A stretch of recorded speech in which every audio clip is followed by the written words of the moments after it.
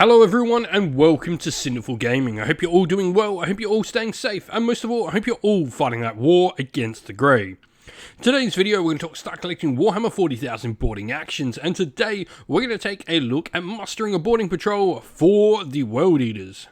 Now in this force, we're going to take a look at all the different units we can bring to the table with this force, and indeed the sizes of those units and what we can bring, before we look at how we form some boarding squads for particular types of units and some rules adaptations, normally the form of rules lost, for a bunch of units in our force. After that, we're going to take a look at a couple of units we recommend to get started with before having a look at some other units after that we can use to expand upon the first couple of initial purchases. Finally, we'll finish off the video with a little sample army list of 500 points, which is the standard size game for a boarding patrol game in Warhammer 40k for you to use, hopefully as some inspiration for starting your own force of the World Eaters. And so, to begin with, first of all, we start with Khan the Betrayer. We can include up to one of him or a Master of Executions within the force, and then we can also include up to 3 of each of the following units, be that Khorne Berserkers at 5 or 10 models strong, or Jackals at 10 models. Now there is one little amendment here, that if you take some Jackals, the combined total number of all of those units of Jackals you take cannot be more than twice the number of Khorne Berserker units you have within your force. Now, we then have the option to include up to 1 of each of the following units: 8 bound at 3 model strong, Exalted Outbound at the same size, Spawn at 2 model strong, and a Terminator squad at 5 or 10 model strong. We then go into forming boarding squads, where we do not split any Jackal units we take within our force. They'll remain at 10 models strong. And rules adaptation wise, the Khorne Berserkers will lose the Blood Surge ability, Jackals lose Objective Ravaged, and Khan the Betrayer will lose the Betrayer ability. So he's not quite as betraying on a boarding action. Today's video is brought to you by Gap Games, a fantastic retailer in Australia for a variety of different miniature war games. If you'd like to help support the channel, we have an affiliate link where by clicking on and purchasing, you'll help support the channel, but you'll also help support Gap Games, which is a fantastic servant to the community.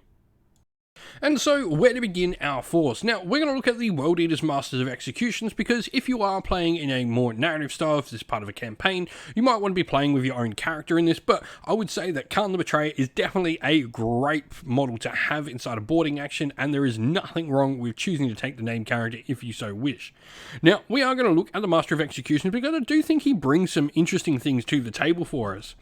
Now, first of all, 80 points, sufficiently cheaper, at 15 points cheaper than Khan the Betrayer, but we're also going to get a decent melee weapon with his Axe of Dismemberment, having 5 attacks at 2+ to hit, strength 7, -2 AP, damage 2, with devastating wounds and precision. His ability to pass out some extra abilities to nearby units, especially which is Fights First, is incredibly powerful, and each time this model makes a melee attack that targets a character, they can also re-roll the hit and wound rolls against them, so they're great at taking out opposing warlords. Now, joining this model, we then definitely have the Khorne Berserkers, who are, of course, the mainstay of any army.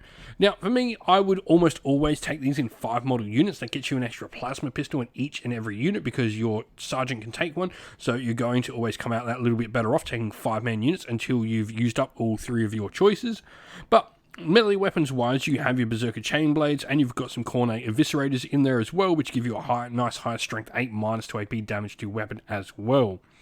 Now, you don't have any additional abilities for this unit, as they have lost the Blood Surge ability, but with 4 attacks per model, or 3 in the case of the Eviscerator, they are going to pack an absolute punch in melee.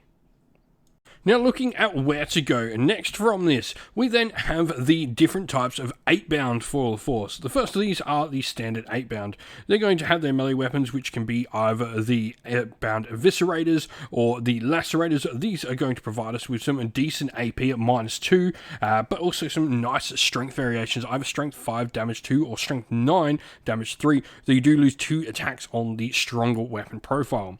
Heavy chain glaives are also an option in there as well, and you've got a ton of different options here on what you want to do with how you want to build these particular kits. They're just absolutely fantastic miniatures.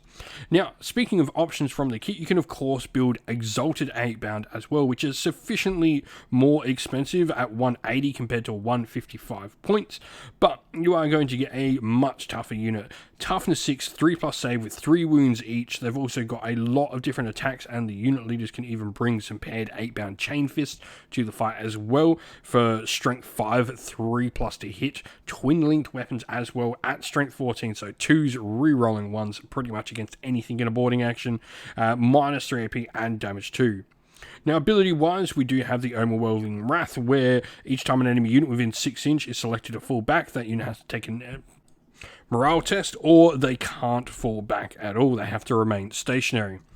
Now, the next unit we have is the Jackals. These are definitely going to bring bodies to our force. 10 models for 75 points is really nice, and they do have sustained hits on some of their weaponry as well, which is nice for putting out a ton of attacks in melee. Now, ranged weapon-wise, they can bring their auto pistols as well, giving you a little bit of short-range firepower with them, and they do have Feel No Pain at 6+ as well, though they have lost their ability of Objective Ravaged in a boarding action. Lastly, we have the Terminator units. World Eater Terminators are, Terminator standard, so toughness 5, 2+ save, 3 wounds each, and that 4-up invulnerable save. You've got a good variety of ranged weaponry on them, from heavy flamers, Reaper auto cannons, combi weapons there as well. And then the melee weapon profiles as well. You can take some chain fists in there, accursed weapons. You've got paired accursed weapons on some of the units as well to give you nice strength of 6 and twin linked, and power fists in there as well. Now, ability-wise, we do have the Bloody Fury, where each time a model in this unit makes an attack, you can add 1 to the hit rolls if they're below its starting strength, and add 1 to their wound rolls as well if they're below half strength. And so here we have our sample army list. Now, of course, we are playing the World Eaters, 490 points, so a little chance we might get that command point. But then we have the World Eaters Master of Execution, who's going to be our Warlord, and we've taken the enhancement of Mutable Form. What this is going to allow us to do is, first of all, reroll advance and charge rolls made for the bearer, but also stop Overwatch attacks being able to be made against us, which can be really cool for tying up maybe chaff units, or units with decent guns that are, sort of blocking corridors and stuff like that, and sending in a decent combat character into them. Now, battle line wise, we have 2 units of 5 Khorne Berserkers. We've got the plasma pistol on the unit champion, and then we have another plasma pistol inside the unit, along with a Khorne Eviscerator and Icon of Khorne. This is the same for both 5-man units. Now we then have 3 Exalted 8-bound, where we've got the Heavy Chain Glaive on the champion, and the other 2 with their standard loadouts of Chain Fist and 8-bound Eviscerators as well. This is a fun little combat-focused force for the World Eaters in boarding actions, but if you've got some ideas on how you would build up a World Eaters force for boarding actions, let us know your thoughts down in the comments below. And so that is the end of the video. We hope you all enjoyed it. If you did, please don't forget to leave a like, comment, share, and subscribe to the channel. If you'd like to come chat more with me and other members of our great little community we have here at Sinful Gaming, we have a Discord server, which is linked down in the video's description. Also linked down in the video's description are the best ways to help support the channel, be that via Patreon or YouTube members, or by grabbing yourself some merch, whether that's stickers, t-shirt, mugs, or anything from our Teespring store as well, or by using our affiliate links, which are also linked down in the description as well, that go a long way to helping support the channel. As a special thank you to all our Patreons and YouTube members, we'd like to give you all a shout out. So thank you to Andy C, Grimskull, Colorblind Magic, Iron Grinch, Benjamin Swallows, James Cater, Mark Harvey, Domir, Average Wargamer, JJ Austrian, Cure Dynamic, Andrew Bowen, Alderin Shot First, Kendi Lull, Soren, Green Roots Gaming, Ronya, Lock Lorick, The Johnny 84, Broken Chef, Ariana Edwards, Monty Stabletop Terrain, James Tillman, Disco, John Castle, and Gargamel 196. Thank you all so much for helping support the channel. It means the absolute world to us. Please do not forget to like, comment, share, and subscribe. Once again, everyone, stay safe, stay well, and most of all, keep fighting that war against the grey. Ciao for now.